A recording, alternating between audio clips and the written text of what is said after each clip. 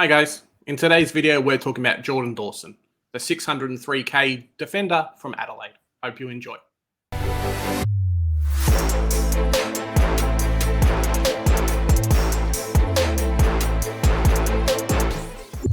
Joe, last year Dawson made the move across from Sydney to Adelaide. Was he one of the players you had brought in? No, Big J. Nice of us to be here talking about Jordan Dawson. I know a lot of people are really excited about this guy. And there were people that were excited about him last year. I was not one of them. I was one who was more cautious, coming across from the Swans. He'd shown that he was capable. He averaged just over 100 there in his last year at the Swans. And was looking, people were saying, oh, he could be playing that midfield role that he wasn't getting at the Swans. And, he's going to be their best player and he's going to go massive again. Look, they weren't wrong, but I don't think they can say that they were 100% right either. He had an interesting season, but one that was primarily, just showing off how good of a player he is. I didn't have him in my team. He was someone that I didn't have for a long time in my team, actually. And in all discussions, I'm always on Team Stewart over Team Dawson. But I love my Stewie, man. Stewart's my boy. But you gotta have respect for Dawson for what he brought to the table last year. Absolutely. Yeah, definitely. I wish I had him. I think I did the calculations at some point. I had the chance of getting him or Crisp back in. Stupidly, I picked Crisp and ended up losing out on like 300 points and a spot in at least in the top 150. So it was painful watching him every week kind of do his thing, dominating.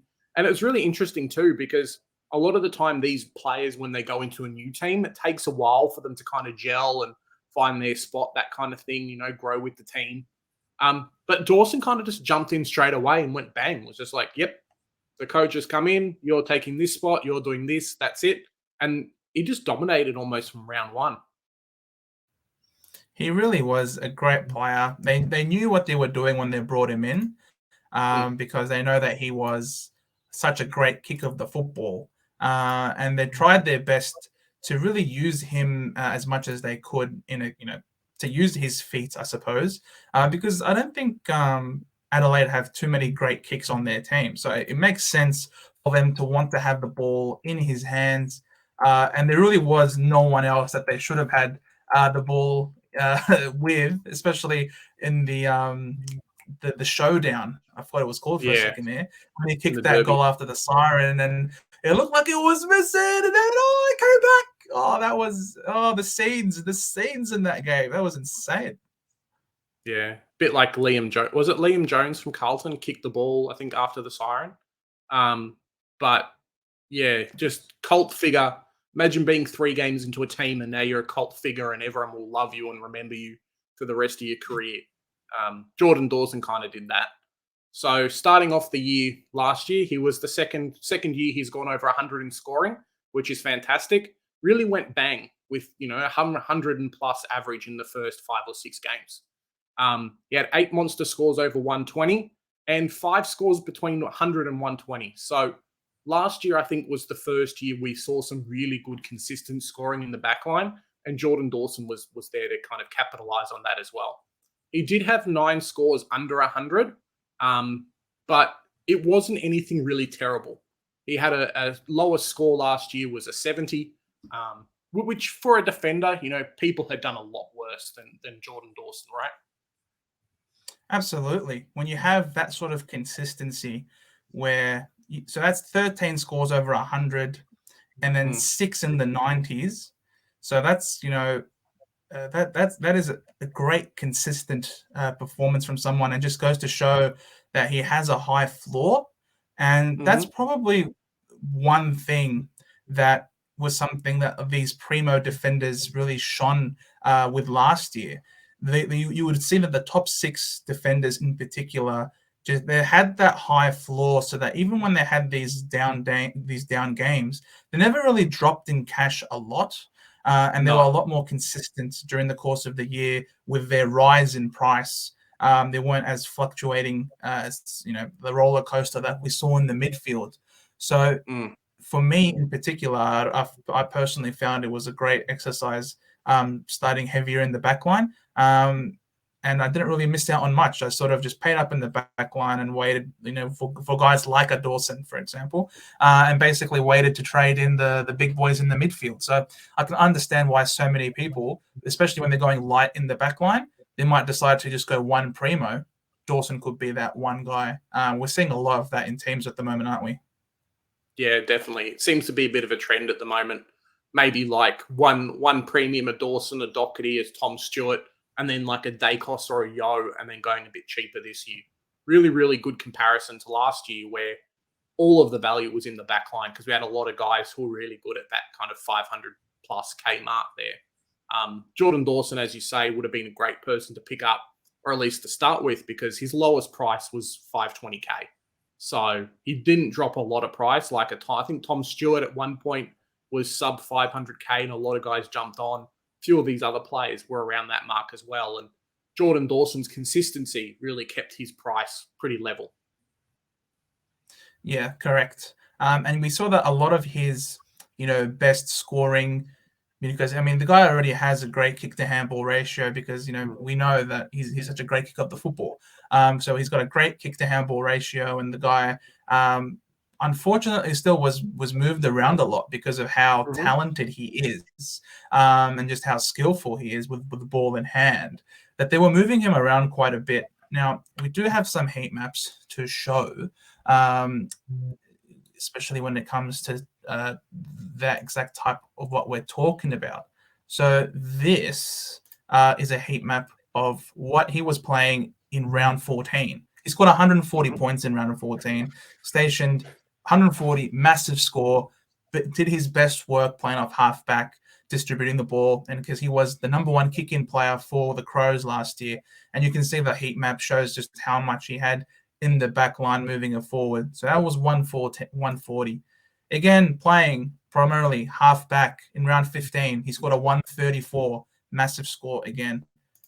You got in round 16, the next week right after, there is starting to be a bit of movement. He scored 144 this game, but as you can see, he's still in the half back line, but he's moving up the ground and he's kicking the ball inside 50. So he's starting to roam a lot in this game. And then you have round 17, he scores 80 points directly. The next week after, he moved out. He's playing very much around the boundary, playing that wing position, that dreaded wing position that kills Supercoach scoring. That's what he did.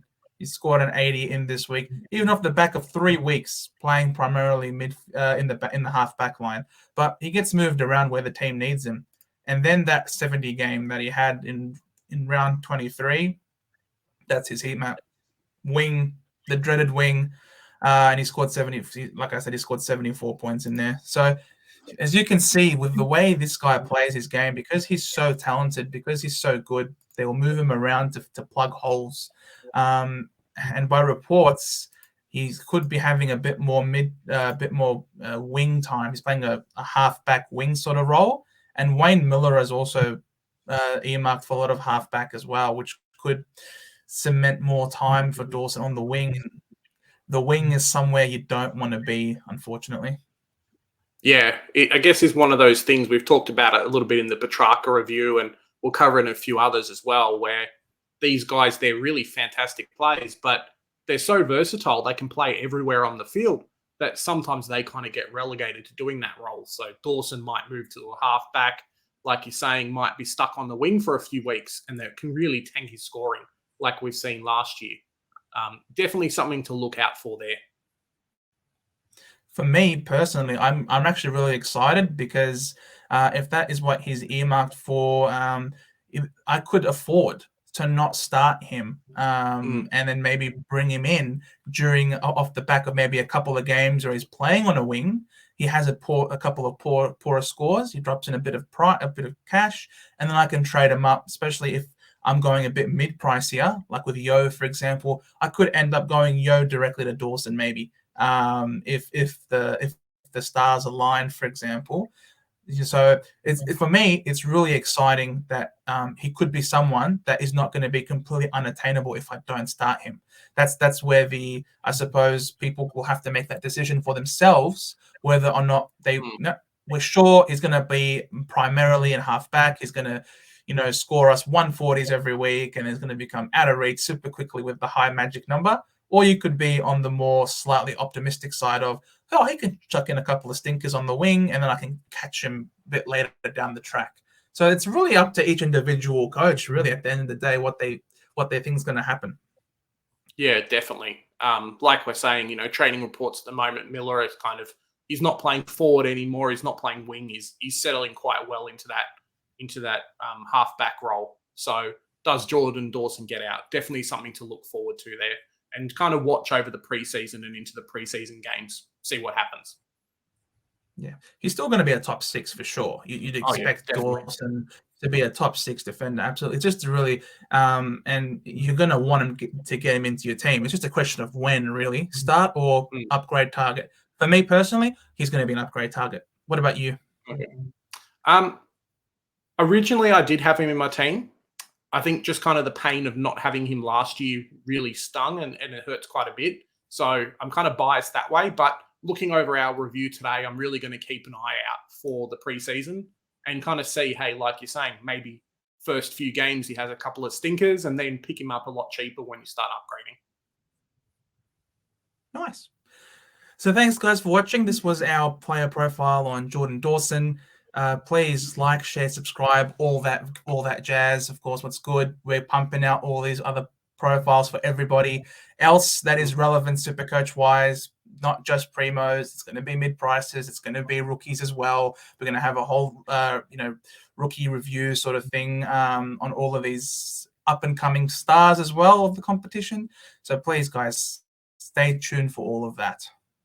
Yeah, definitely. And we've got our Supercoach group as well. So I'll put in the description the link to our video there, and you guys can watch that and learn out how to sign up. Basically, it's just, join our group and then like us on Twitter, and you guys will be in. And we've got some fantastic prizes for that as well. Number 1 is a jersey of your choice with a number on the back. Oh, I can't wait to get a Sammy Draper jersey. Thank you. Thanks, Big J. Can't wait for my Sammy Draper jersey. You've got to have the highest score in the league, mate, in the group. So we'll wait and see what happens.